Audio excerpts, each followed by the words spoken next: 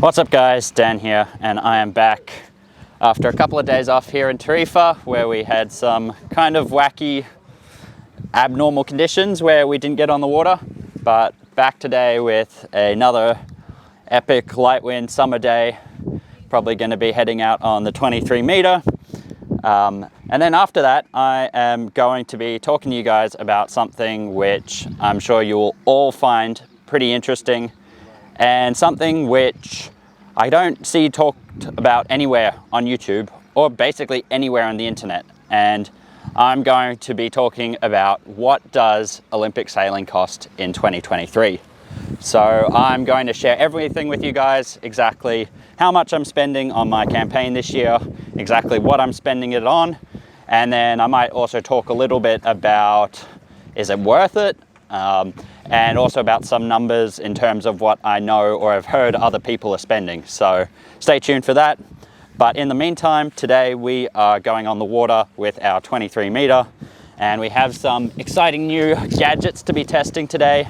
So it's not on there now, but we do have a new mount which we have fitted to the board, and what we are going to use that for is something which we have not seen anyone else doing, and that is measuring the wind speed in real time from my board whilst I'm riding, with the goal being of accurately measuring my VMG whilst I'm actually sailing. So we're going to be using a super high-tech ultrasonic wind sensor, going to see if it works and if we can accurately measure VMG. So keep watching and you'll see all of the testing, and then after that I'll come back to you guys with exactly how much I'm spending this year and how broke I'm going to be after this campaign. So stay tuned.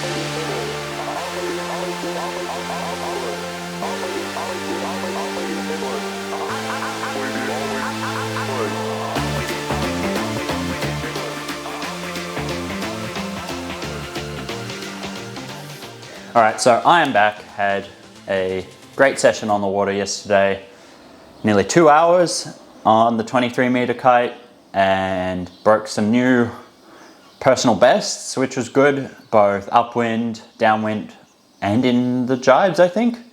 But unfortunately, we had some issues with the camera, which is why we don't have as much training footage for today. But nonetheless, let's jump into the main topic for today, which is what does Olympic sailing cost in 2023 and how much am I going to spend on my campaign this year?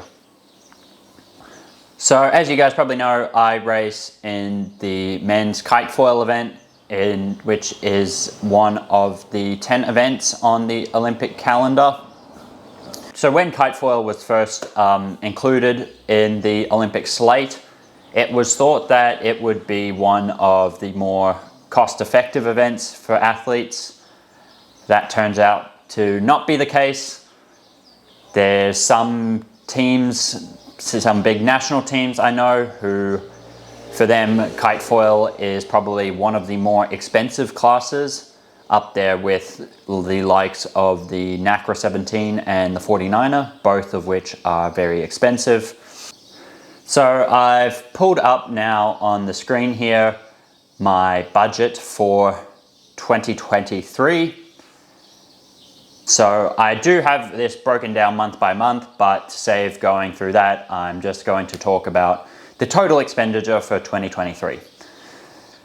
So as you guys can see, the number one expense for 2023 is going to be equipment or kites. The thing with the kites we use is that they are probably the most complicated piece of Olympic sailing equipment. You know, there's sort of maybe even nearly thousands of stitches in these things, way more than any other sail, far more complex than any foil. Maybe the NACRA foil system is comparable, but there's so many moving parts in our kites, and in the construction process, if there's, you know, one seam which is 1 millimeter off, that sort of compounds over the size of the kite, and then the whole kite can just be completely wrong. So we are spending a lot of money this year on kites. I've bought 3 kites of each size, I believe. They'll retail for about 3,000 to 4,000 euros per kite. Luckily, because I buy so many, I get a little bit of a discount. And yeah, we've bought 3 of each size, and that's just to test all of the kites and find the best ones for racing. And this number here, so 20,974 euros or 33,755 Australian dollars. That is the total amount that I'm spending on kites this year. That's not taking into account the fact that I can probably sell these kites after the year, and maybe I might sell them for like 40% or 50% of the price that I bought them for. So that, if that's the case, then of course that brings the budget down significantly. But yeah, that's the total amount that I've spent so far on kites. And that also doesn't include any other equipment expenses that are going to come up throughout the year. So that might be, you know, if I need a new harness or a new wetsuit. At the moment, we're not investing in any new foils, even though ideally we would, because of course there are also a lot of differences from foil to foil. But at the moment we're pretty happy with our foil setup, so yeah, there's no expenses there for foils nor for boards because we're pretty happy with all of that. And then the next biggest expense you'll see is coaching. So over this year I'll be spending roughly 17,500 euros or $28,000 on coaching. There are people out there who are probably spending more on coaching than I am. And I think without the help of my coach, Roman, it would not be possible to reach the goals of qualifying for the Olympics next year. So that is the second biggest expense. And that also that's just the coaching fee. So that doesn't include any related expenses for travel, etc. And then going down from there, we have rent. You could say that I'd be paying this regardless of whether I'd be campaigning or not, which is true. But for the sake of this video, I have included it in the budget, and I'll be spending 7,400 euros or nearly 12,000 Australian dollars on rent here in Tarifa this year for all of our training. Similarly, going down, we've got accommodation. So that is accommodation for when I'm traveling, or when myself and Roman are traveling away from Tarifa. So that's Airbnbs, hotels, everything like that when we're at competitions or training camps. And that comes to nearly 2,400 euros or $3,800. Going down the list, we have food. Again, you could argue that I'm going to be paying this regardless of the campaign, which of course is true, but it's in there for the sake of this video. That's roughly 1,900 euros for the year or roughly $3,100. And then of course we have the expenses for entry fees. So this is purely just regatta entry fees. I'll be looking at spending around 900 euros this year or $1,400. And then finally, I have my expenses for gym, which that's just the entry to the gym. Basically, that doesn't include any gym expenses when I'm not in Tarifa, but that's nearly 400 euros for the year or $600. And then finally, there's miscellaneous expenses. So this includes things like flights, rental cars,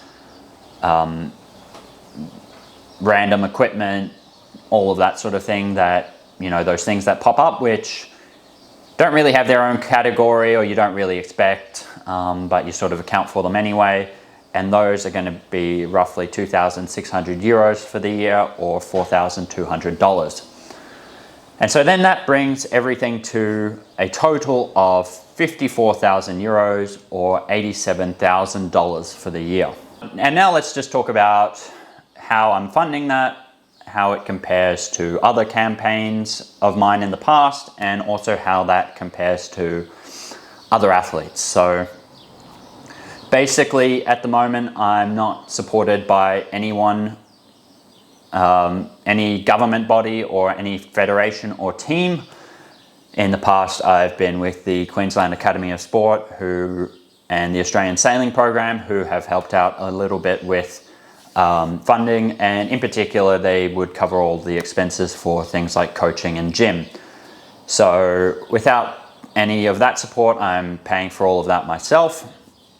And basically, the way I'm funding this now is through any profits I make with my various businesses, including Sail 27, and also through a massive amount of debt, which I will be in at the end of this year. Compared to other campaigns, so for example, when I was full-time in the laser in 2019, which was probably my most full-on year for campaigning, I think I spent about 40,000 Australian dollars that year. And that also includes things like buying new boats. So I bought a new boat in Australia, and I also had a new boat in Europe, and then all the travel and associated expenses in between. So as you guys can see, the cost for the campaign has nearly doubled since 2019. A lot of that is going to be attributed to the coaching expenses, because back then when I was with the Australian Sailing Program, I did not have to pay for any coaching. But now I'm also getting a lot more coaching than I was back then. So I'm now getting essentially 30 days a month of private coaching. So the value per dollar or per euro, I guess, is much, much higher. And then the kites or the equipment is probably a bit more expensive as well in this campaign compared to the laser. In the laser, we weren't buying as many boats or even as many sails, for example. So that's the other main factor which has bumped up the costs of the campaign. And so compared to some other athletes, I have heard from some people who are at a very high level, and I'm not going to name countries or names, but I've heard that they have spent, and it wasn't quite clear about the currency, but it was 3 million for the last year of private coaching, equipment, travel, etc. As I said, I'm not going to name countries, but even if they were quoting that in their home currency, that would still equate to about 300,000 euros for a year. So compared to that sort of budget, my campaign is significantly less, as you can see. And then if you compare that to some of the other top riders, I know that there are guys who are buying up to 8 or even 10 kites of one size at a time and testing them all. So that's clearly much, much more than we're doing. And also the same with foils, boards, etc. So really, in the scheme of things, this is kind of, let's call it, full campaign light mode. If I really wanted to do it well, I could be doing what those guys are doing and spending hundreds of thousands of euros a year. But that's not really an option for me at the moment. So I think with this budget that, based on the program Roman and I have come up with, this is the best we can do for what we have. And then, obviously many riders are also supported by their national federations, so they don't have to pay for coaching. A lot of them don't have to pay for equipment. And then a lot of them will also have their entry fees, accommodation, travel expenses all covered. So yeah, Olympic sailing is very expensive in 2023 is the gist of the video. So that's basically it. This is the budget which is going to take me through to the end of the year, and then the Olympic qualification will be finalized by May next year, so then there's going to be another 5 months after this budget. So that's all for this video. If you guys found this interesting, be sure to let me know in the comments, and it would be really, really helpful for me if you guys subscribe to the channel. I've had a pretty big boost over the last month thanks to my downwind and upwind laser technique videos. So at the time of filming, we're at about 360 subs now, and the goal for the year is to get to 1K subs, so 36% of the way there, and subscribing to the channel will help out massively. Each subscriber is going to bring me, that much closer to the goal. So please hit that subscribe button, and otherwise I will see you next time, and thank you for watching.